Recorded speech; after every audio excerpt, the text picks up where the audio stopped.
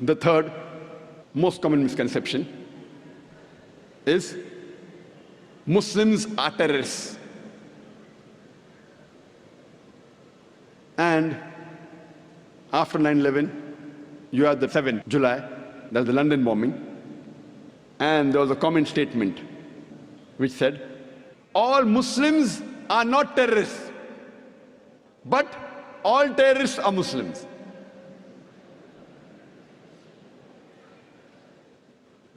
And it was very common on the media, and that gave rise to a new lecture of mine, is terrorism a Muslim monopoly?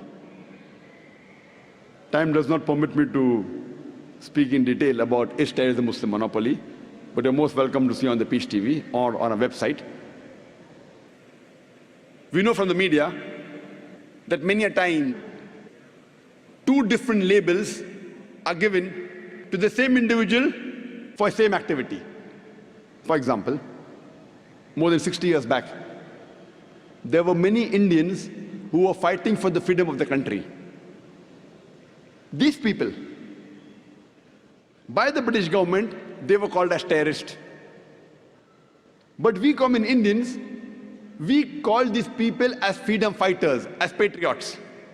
Same people, same activity, but two different labels. If you agree with the view of the British government that they had the right to rule over India, then you have to call these people as terrorists. But if you agree with the view of the common Indians that Britishers came to India to do business, they have no right to rule over us, then you have to call these people as patriots, you have to call these people as freedom fighters. Same people, same activity, but two different labels. And I very often attend the media, and while having interaction with the Indian press, I asked them a question, that do you consider Bhagat Singh as a terrorist? So he said no. I said, why?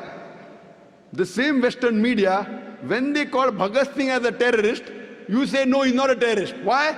Because you know the background of the history of India freedom. Even I consider Bhagat Singh as not to be a terrorist. But the same Western media, today, when they call Muslims terrorists, why do you agree? Have you done research? They start to laugh.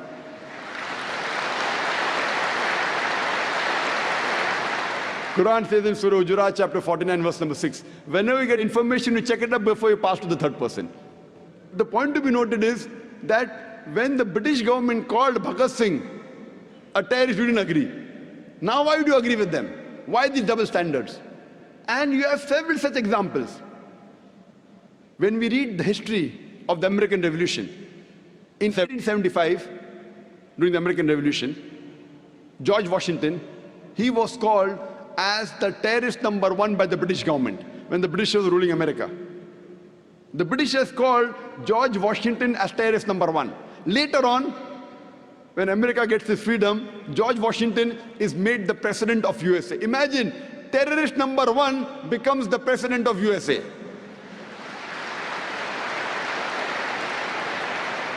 And he happens to be the godfather of all the presidents to come, including George Bush. And you find several such examples, several. You have the example of Nelson Mandela.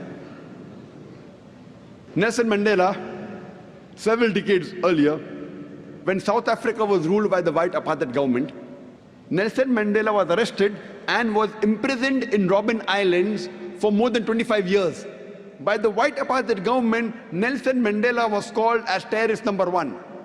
Later on, when South Africa gets its freedom and the white apartheid government is removed, Nelson Mandela is given freedom and he gets the Nobel Prize for Peace. Imagine, terrorist number one of the world gets the Nobel Prize for Peace. Not that he was bad and he became good. For the same activity for what he was called a terrorist, 30 years later, he gets the Nobel Prize for the same activity, Nobel Prize for Peace.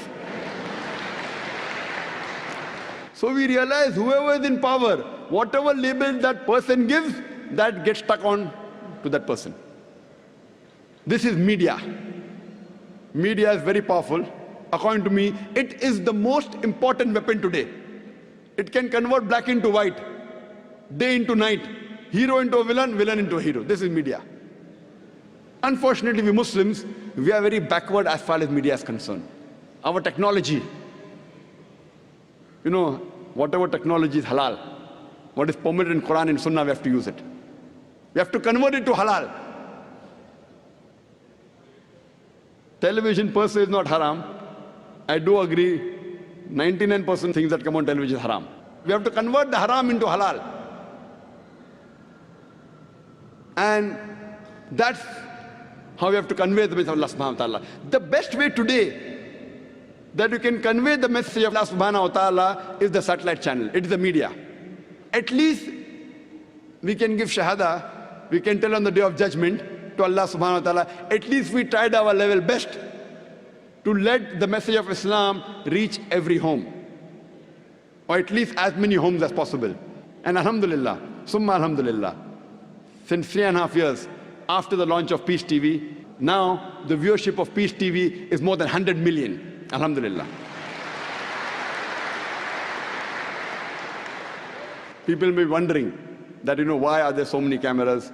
People are saying, why 12 cameras required? One lecture, one man, 12 cameras. One man and 12 cameras.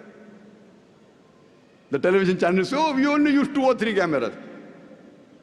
12 cameras because we want to present Islam in a beautiful manner. When you have rock show, that time 12 cameras, no problem. When Dai gives a lecture, why only 2 cameras?